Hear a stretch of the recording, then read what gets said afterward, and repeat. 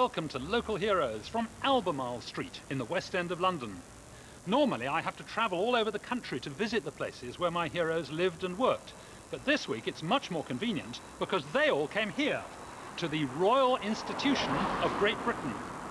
This place has been an extraordinary centre, both of scientific research and for making science understandable, and it's exactly 200 years old this year.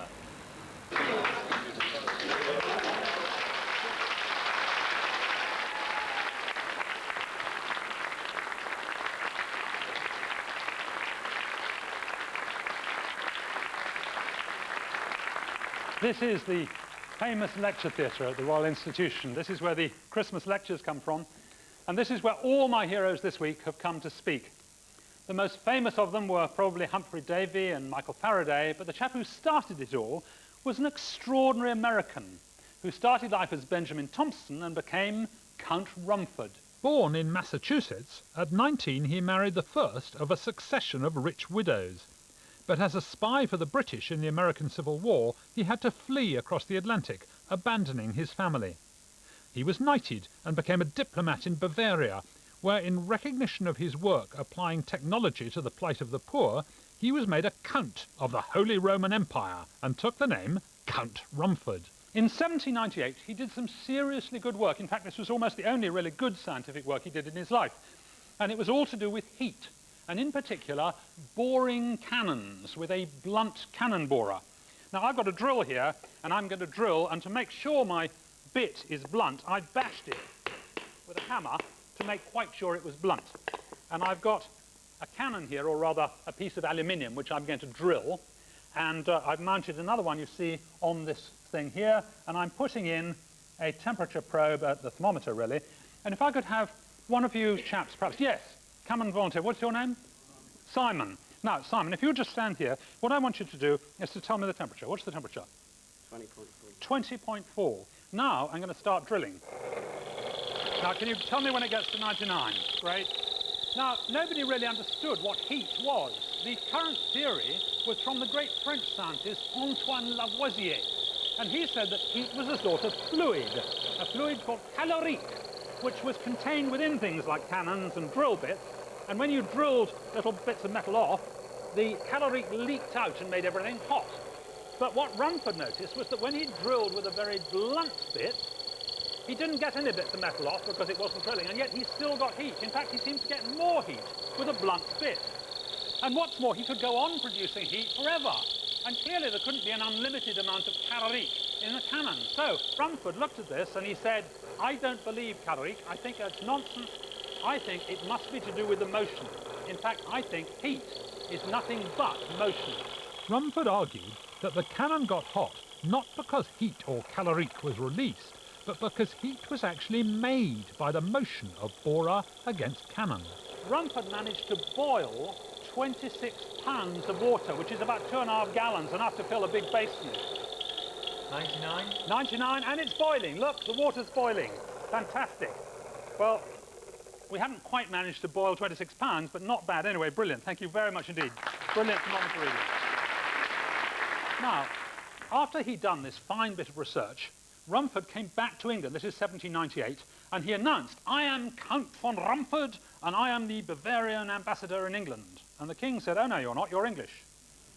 So he said, ah, all right, well in that case I'll found the Royal Institution. And he went round and he collected a lot of very influential people, including the president of the Royal Society, and he said, what we need is an institution where we'll do serious scientific research, but we'll also educate the poor. We'll have classes, and we'll have lectures by famous scientists, and we'll have miniature scientific demonstrations, and then everyone will gain knowledge. So if you wouldn't mind pretending to be poor for a minute, I'll do a couple more demonstrations for you. And they all agreed, and they gave him money, and it was with that money that he built this fantastic building. So, in many ways, he was a dreadful man. He was a spy and a serial adulterer, and he wrote rotten scientific papers. But I'm very grateful to him because he founded the Royal Institution.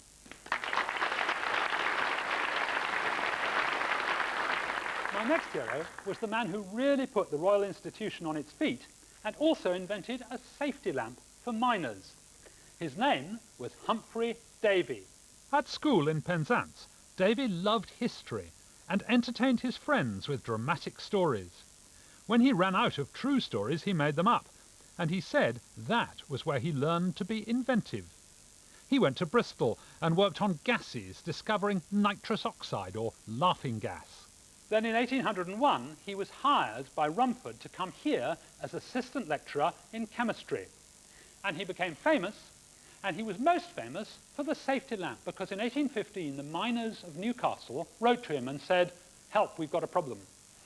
All our mines are full of the dreadful fire damp, which is the gas we call methane, and this is very flammable." Now, the miners needed to see where they were going, and they used to carry a candle on their hats. And if they ran into a packet of fire damp, then it would catch fire and sometimes explode, and a lot of miners died. David decided to investigate, and he realized that what you needed to do was to separate the flame from the gas.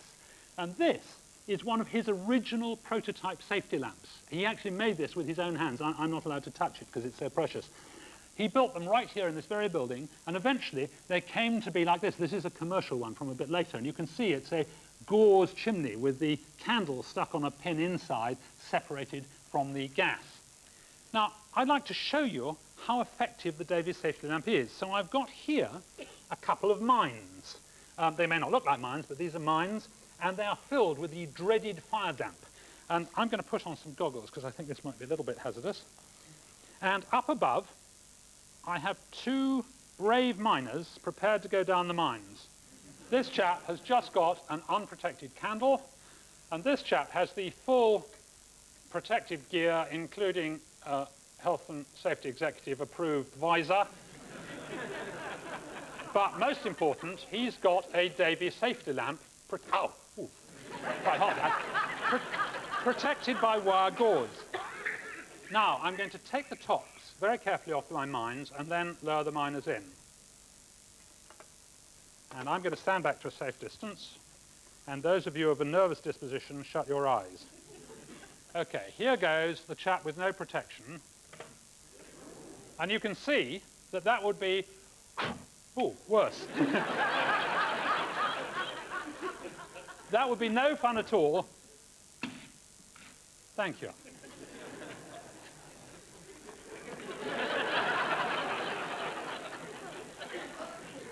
That would be no fun at all if you were a miner. And now the chap with the Davy safety lamp. And just look at the flame. As he goes in, look, the flame burns very big, and then it goes a funny blue colour. And sometimes it flares up, sometimes it even goes out. Light can get out through the gauze, and gas can obviously get in, but because the metal gauze efficiently conducts away the heat, the fire damp outside the lamp never gets hot enough to catch fire. And just to show you that there's no deception, there really is dreaded fire damp in there, I'm going to, wow, look at that. I'm very glad that I wasn't down that mine either. So, that was Davy the practical man. But it was also Davy who started the Royal Institution and really got it going. Because when he came here, he had an audience not just of a few school friends, but of hundreds of distinguished men of London and, of course, beautiful women. And they loved this handsome lad from the provinces with his curly hair and his flashing eyes. And if you wanted entertainment in the evening, there were no cinemas, no television. You could either go to Shakespeare in the West End, or you could come to the Royal Institution and hear Humphrey Davy lecturing about electrochemistry. It's hard to believe, isn't it? But it really was the fashionable thing to do, and he was so passionate about it, and also about his own work. Right here in the basement, on the 19th of October, 1807, he isolated for the first time ever the metals, sodium and potassium. When he first saw those little bits of silvery metal, he got so excited, he danced for joy round the room, and it was some considerable time before he could regain his composure enough to carry on with the experiments. So for Humphrey Davy, chemistry was an absolute passion.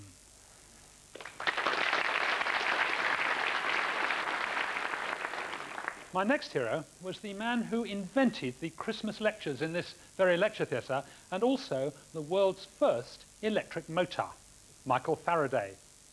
Faraday was the son of a Yorkshire blacksmith and was born at Newington Butts, near the Elephant and Castle. He never went to school, but at the age of 13 he went to work for a bookbinder. And unlike all the other lads who just kicked the books about, he actually tried reading some of them. And he particularly enjoyed Encyclopaedia Britannica and Jane Marseille's Conversations in Chemistry. Now, he was absolutely riveted by those, and his lucky break came in 1812 when a satisfied customer gave him 4 tickets to come here to the Royal Institution and listen to Humphrey Davy.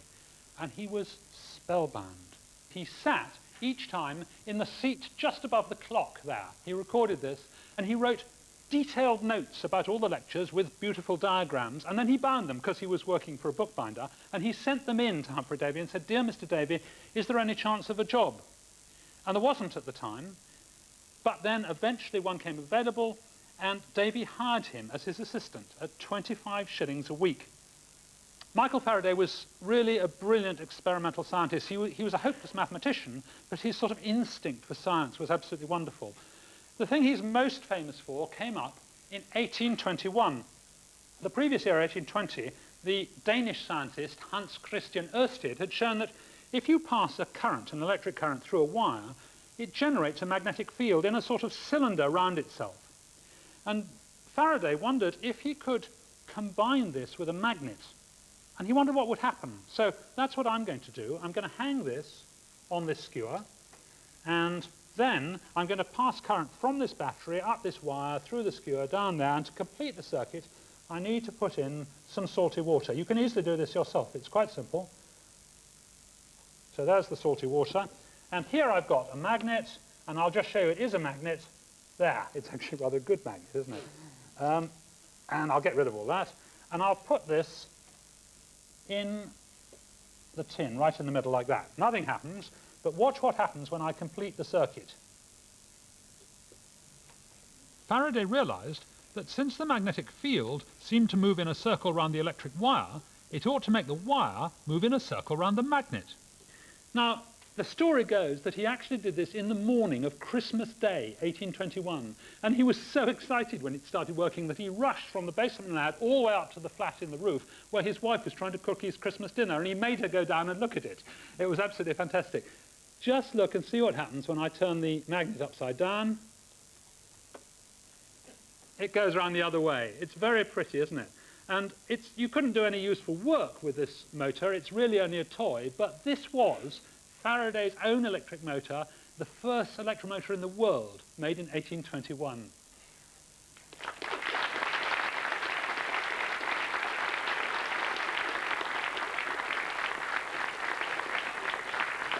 My next hero had an absolute obsession with trying to measure the unmeasurable. He measured the force of gravity more accurately than anyone had ever done it before. He built a special camera to photograph lightning strokes, and he even built a thermometer so sensitive he could measure the temperature of the planet Jupiter. He also wrote the world's best book about bubbles. His name was Charles Vernon Boys.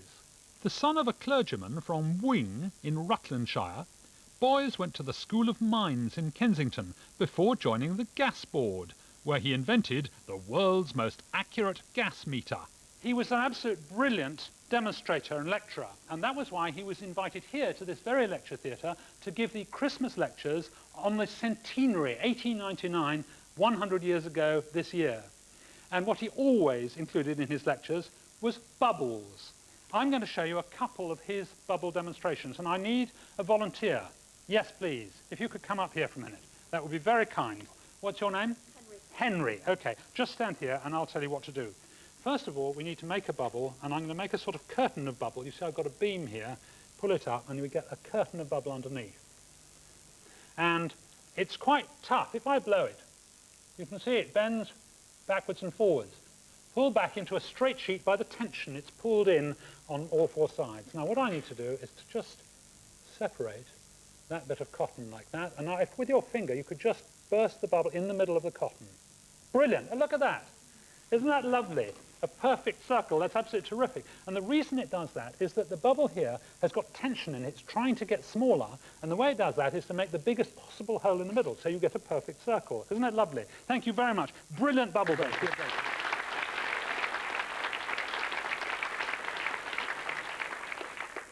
you can actually see the surface tension in action. I've wet my finger, and if I push down and let go, it bounces back into that circle shape. Isn't that fantastic? It's really beautiful, such a simple demonstration. That was typical of C.V. Boys. Now, he was interested in not just bubbles, but all sorts of things, and one of them was vortices. It's easy to make a vortex. You take a tube like this, got those rather nice salty biscuits in, and you need to cut off the bottom and then put over it a bit of old balloon, which you just snap over the end. And then in the top, you cut a nice, neat, round hole. It must be neat and round, or this won't work. And this is a magnificent instrument for blowing out candles. You might not think so, but just watch this. You just have to point it in roughly the right direction and pat the end, and it goes out. Very dramatic. And what's more, if you're a little bit careful about it, you can do this from several feet away. Let's have a go from here. You do need to be quite good with your direction. There we are.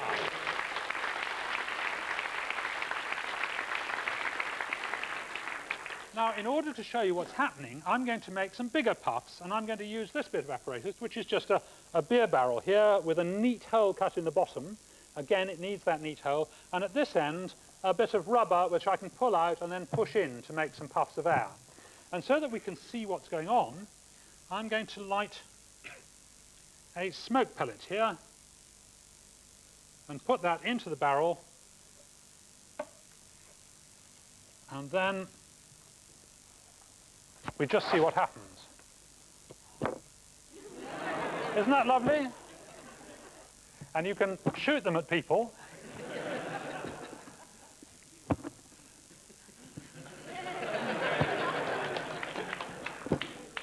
And Boys was a bit of a practical joker. He realized you didn't need to have smoke in them. He used to put hydrogen sulfide, that's rotten egg gas, in. And he would sit in his window and flow them over people walking down the street who would just be walking along and suddenly be surrounded by this dreadful smell. If you look at them carefully, you can actually see the vortex in the smoke ring because the inside travels faster than the outside. The outside is held back by this lip, and so the inside travels faster, and that makes them very nice and stable, and they travel a great distance through the air. The smoke from the very center is all dissipated quite quickly. So there we are, C.V. Boys, the soap bubble and vortex expert.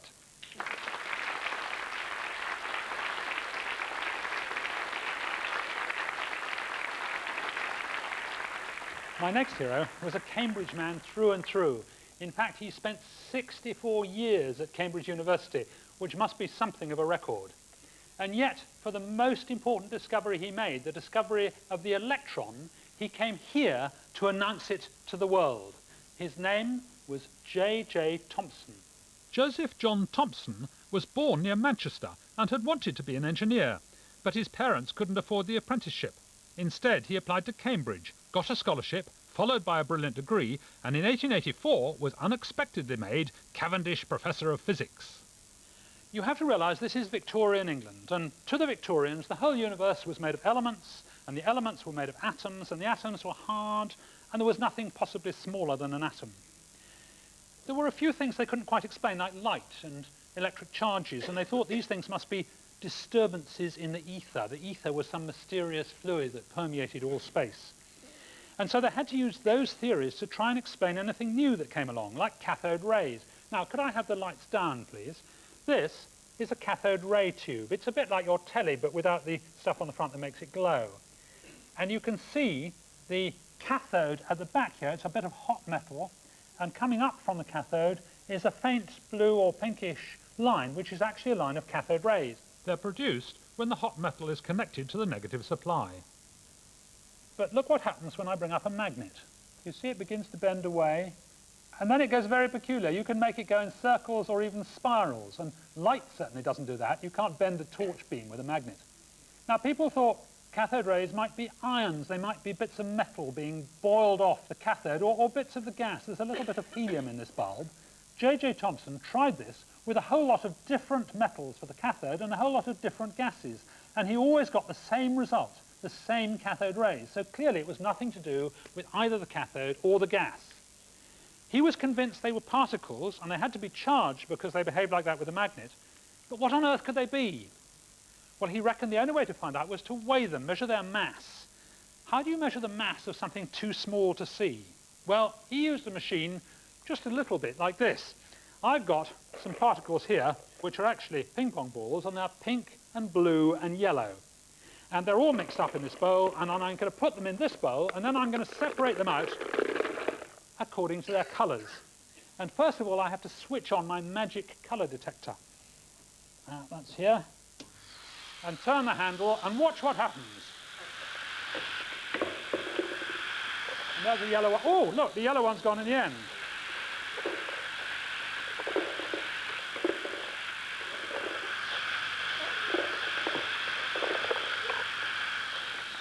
Well, it's not absolutely perfect, but you can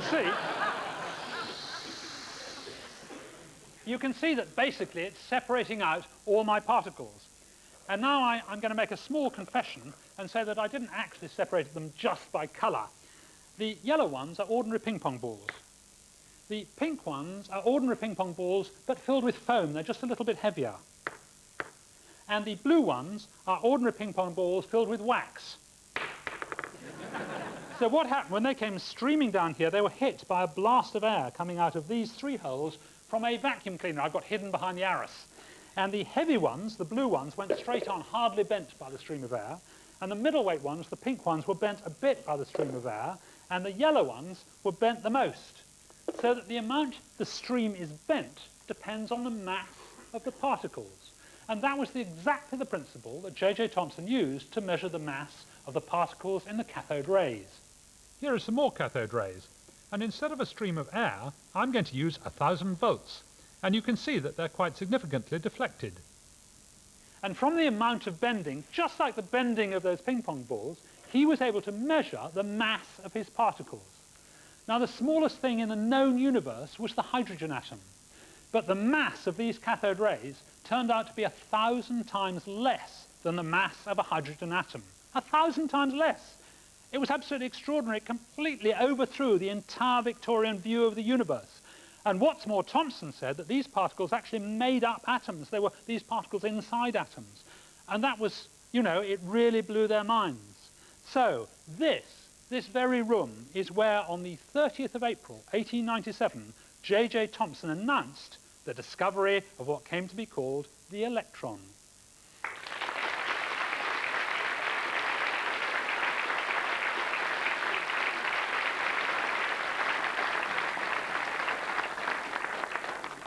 All these Royal Institution heroes changed the way we think about the world.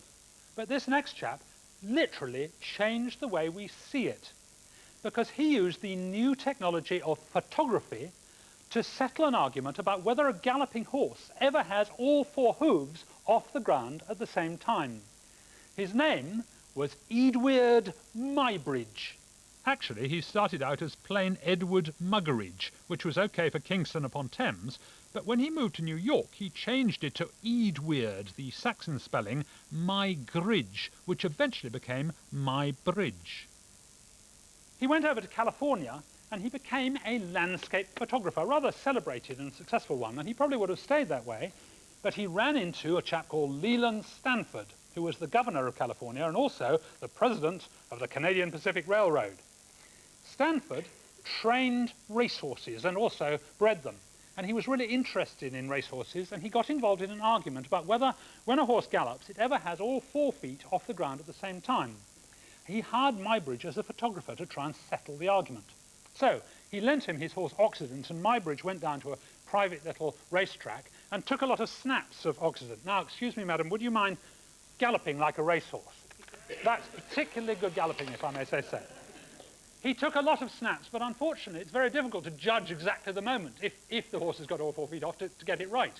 And he scratched his head for a bit, and then he realized that the solution was to have not one camera, but a whole row of cameras lined up along the side of the track. And he reckoned that to get the whole of Occident's stride, he would need 24 cameras side by side along the track, 21 inches apart. Well, I'm going to try and repeat that exact experiment right here in the lecture theatre.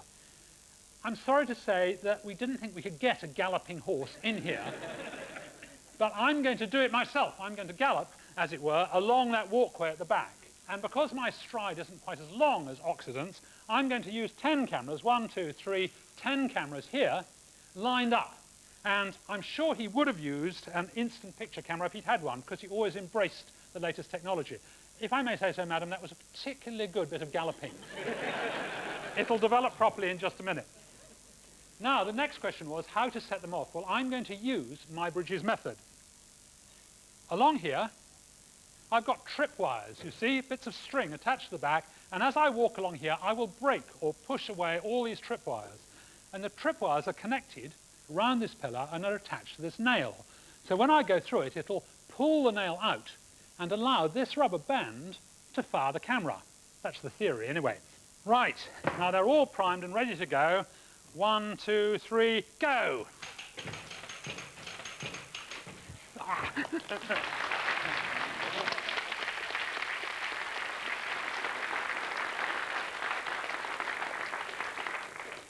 And you have to admit that's the silliest demonstration you've ever seen. Now, all I need to do is collect the pictures. Muybridge, unfortunately, had a bit of domestic trouble while he was taking his pictures because his wife, Flora, had an affair with a chap called Harry Larkins. And when Muybridge found out, he was so angry about this that he got a gun and went and shot Larkins dead. He was put on trial, but the jury said it was entirely justified and he got off scot-free. Amazing, really. Muybridge came over here in 1882 and showed in this very lecture theatre the first ever moving pictures that had been seen in England, because, of course, cine cameras hadn't been invented then. He had an amazing, glittering audience. The Prince of Wales was here, and Alfred Lord Tennyson, the poet laureate. And to show his pictures, he had a very complicated machine mounted here, which he called a zoopraxiscope. Now, I've actually got a slightly simpler device than the zoopraxiscope, and it's here. And if you look at this, you will see that I've got, we actually did one earlier run of this.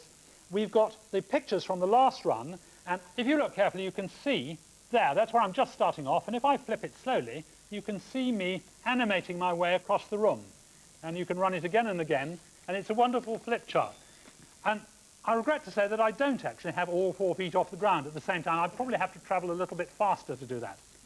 He showed an extraordinary variety of pictures, not only the horse, which did indeed have all 4 feet off, but a whole lot of other things, like a man playing cricket.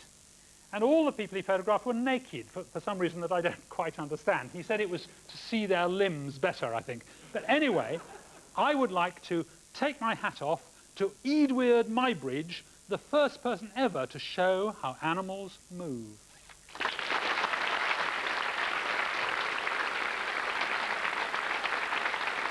I was delighted to discover that Faraday's niece said that he used to ride his velocipede along the corridors inside the Royal Institution.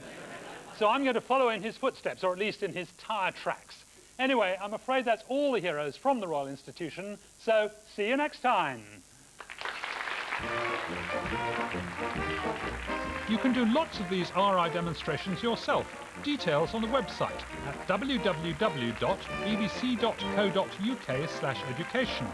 And if you'd like to suggest any heroes for the next series, why not write to me at Local Heroes, BBC, 201 Wood Lane, London W12 7TS.